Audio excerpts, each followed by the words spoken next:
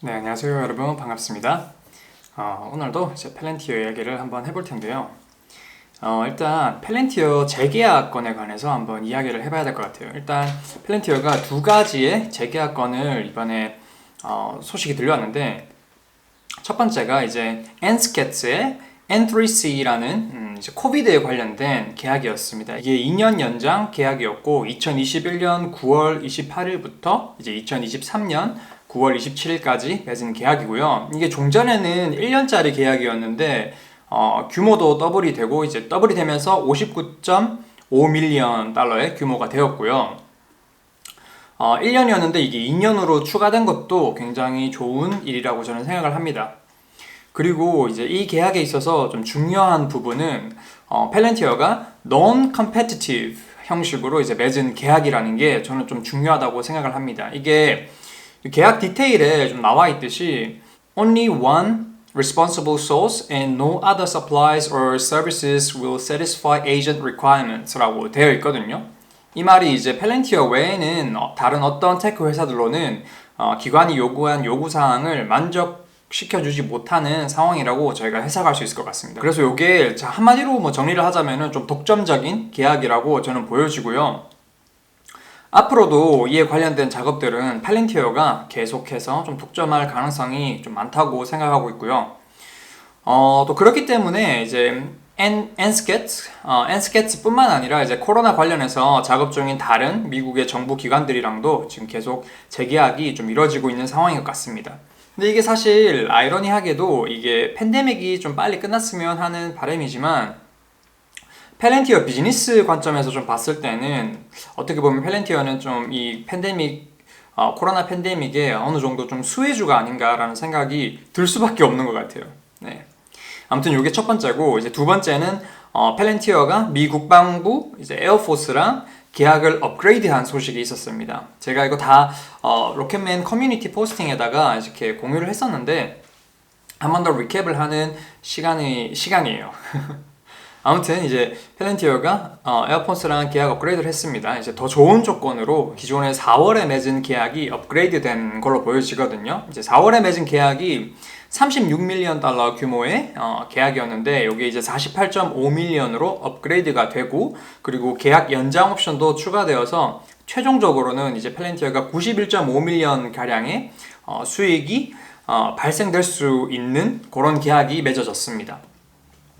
그리고 이게 제가 보기에는 큰 문제가 발생하지 않는 한 이제 펠렌티어가 91.5 밀리언을 다 받아갈 확률이 높다고 보여집니다. 왜냐면은 최초에 맺은 4월에 맺은 계약이 이제 이게 소울 소스 애퀴지션이었기 때문에 다른 벤더 없이 펠렌티어에게 오롯이 맡긴 작업이거든요. 그렇기 때문에 이제 큰 문제가 발생하지 않는 한 이제 91.5 밀리언을 다 받아갈 것 같고, 사실 요 소식들이 다 펠렌티어 공식 트위터나 뭐 홈페이지에 발표된 내용은 아니지만 그래도 이제 펠렌티어가 뒤에서 열심히 일을 하고 있는 거를 저희가 이런 식으로 알아볼 수 있으니까 굉장히 좋은 것 같고, 지금 현재 펠렌티어 뭐 트위터나 이런데 그 새로운 계약건이 생기면 항상 이제 공유를 했었는데 지금 좀 조용하잖아요. 좀 조용하기 때문에 여러분들이 좀 이거 걱정이 되실 분들도 있을 것 같아요. 있을 것 같은데 저는 이런 식으로 다 발표를 하진 않으니까 너무 걱정하지 않으셔도 되지 않을까라는 생각을 좀 했고요. 그리고 뭐 주가 같은 거를 살짝 한번 살펴봐도 요즘에는 확실히 변동폭도 훨씬 좀 줄어든 느낌이고 좀 더 안정감이 생긴 느낌이긴 합니다. 물론 9월은 이제 조정장이 될 수 있다라는 이야기가 하도 많아가지고 언제든지 이게 출렁일 수 있지만 그래도 이번 2분기 실적 발표 후에는 기관들의 인식이 아무래도 조금 바뀌어진 느낌이 좀 들고, 그리고 실제로 확인을 해봐도 그래프에서 이렇게 보이듯이 저번 분기랑 비교했을 때 40% 이상 기관의 비중이 늘어난 거를 저희가 확인할 수 있고, 그리고 이제 short only를 치고 있는 기관 역시 12개로 이제 기존에 15개에서 뭐 20개 정도 왔다 갔다 했던 그런 시기 때보다는 훨씬 더 좀 줄어든 모양새도 좀 좋아 보입니다. 건강해지고 있는 거죠. 그리고 이제 저는 이제 C3AI의 동향도 좀 같이 살펴보는 편인데, 아무래도 이게 경쟁업체라고 저는 개인적으로 좀 보고 있고, 펠렌티어보다 만약에 좀 더 뛰어난 모습을 보여준다면은 미래의 투자처로 또 고려를 할 수 있을 만한 회사라고 좀 생각이 되기 때문에 좀 같이 살펴보는 편입니다.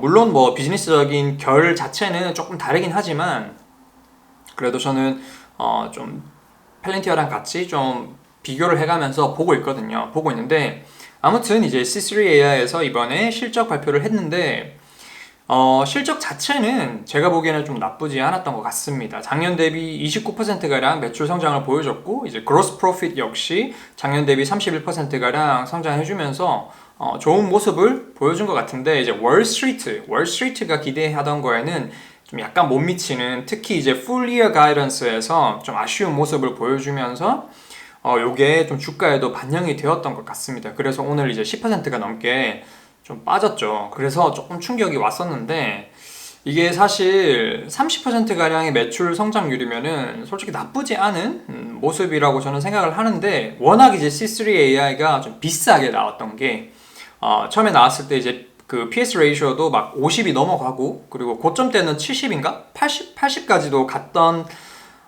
것만큼 이제 기대를 굉장히 많이 받았던, 매출 성장에 있어서 기대를 굉장히 많이 받았던 회사라서 오히려 이게 좀 독이 되었던 것 같아요. 그래서 월스트리트가 기대하는 것만큼 좀 따라오지 못하고 있는 지금 그런 느낌이어가지고 주가가 좀 많이 빠진 것 같고, 결론적으로는 이제 PS 레이쇼 같은 경우도 이제 지금은 20대 중반으로 좀 내려왔고, 현재는 30대 중반인 펠렌티어보다도 좀 낮은 모습을 보여주고 있습니다. 그래도 뭐 C3AI 역시 지금 구글 클라우드랑 마이크로소프트랑도 협업을 하고 있고 진행을 하고 있는 것만큼 이제 분명 미래에 좀 더 좋은 모습을 보여줄 수 있을 거라고 생각합니다. 그리고 이제 마지막으로 이제 펠렌티어랑 블랙스카이의 파트너십, 그리고 이제 파이프 투자 소식도 전해졌었습니다. 그죠? 아마 많은 분들이 벌써 다 알고 계시는 소식일 수도 있는데, 일단 이제 블랙스카이는 피터 틸 형님이 직접적으로 투자를 하고 있는 회사로도 좀 유명을 하고, 플랜티어 소프트웨어에 통합이 되면서 얼마 전에 통합이 되면서 또 많은 투자자분들이 또 이 소식에 대해서는 좀 이미 예상을 하고 계셨을 거라고 생각합니다.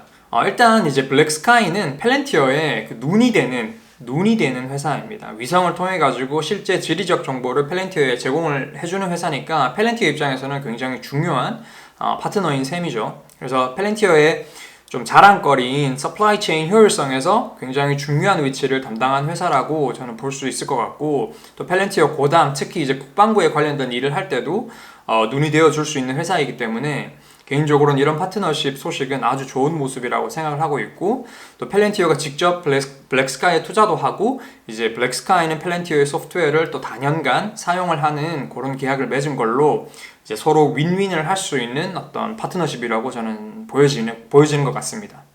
그리고 이제 또 펠렌티어가 투자한 전기차 회사가 있었는데, 이제 페러데이 퓨처라는 전기차 회사입니다.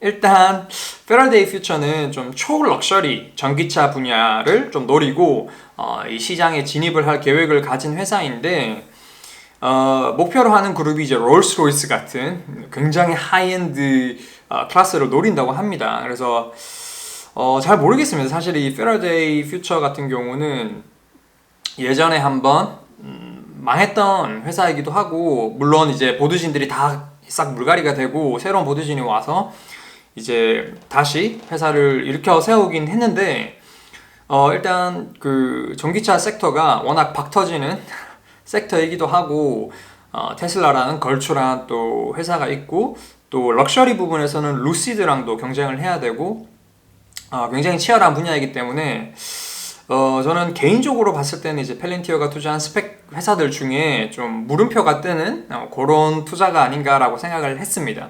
그리고 결정적으로는 사실 그 초럭셔리 클래스를 노리는 차치고는 개인적으로는 디자인이 좀 마음에 안 들었습니다. 제 감성에는 좀 맞지 않는, 전 차라리 루시드가 좀 더 예뻐 보이더라고요. 네, 아무튼 뭐 펠렌티어가 뭐 천재들이 많은 회사이니까 투자 부분은 뭐 잘 알아서 판단을 했겠죠. 중요한 건 이제 펠렌티어의 그 파이프 투자 스펙을 통한 파이프 투자 라인이 점점 많이 늘어나고 있다. 지금 제가 보기에는 14개에서 이번에 블랙스카이까지 추가되면은 15개 정도 이제 스펙 회사에다가 투자를 하는 건데, 이 정도면은 어떤 미래에 펠렌티어만의 이코시스템을 좀 구축하는 듯한 느낌? 그렇게 보일 정도로 지금 스펙 투자를 왕성하게 하고 있고, 모르겠습니다. 이게 한 10년 뒤에는 어떤 식으로 결과를 가져다 줄지 저희가 지켜보는 것도 펠렌티어를 투자를 하면서 좀 재미있게 좀 추적을 할 수 있는 그런 재미난 요소가 되지 않을까라는 생각도 좀 할 수 있을 것 같습니다. 네. 아무튼 오늘 영상은 한 요 정도로 담아볼 수 있을 것 같습니다. 네. 여러분 오늘 하루도 행복한 하루 되시길 바라고요. 저는 또 다음에 다른 이야기로 또 찾아뵙겠습니다. 네. 그럼 들어가세요.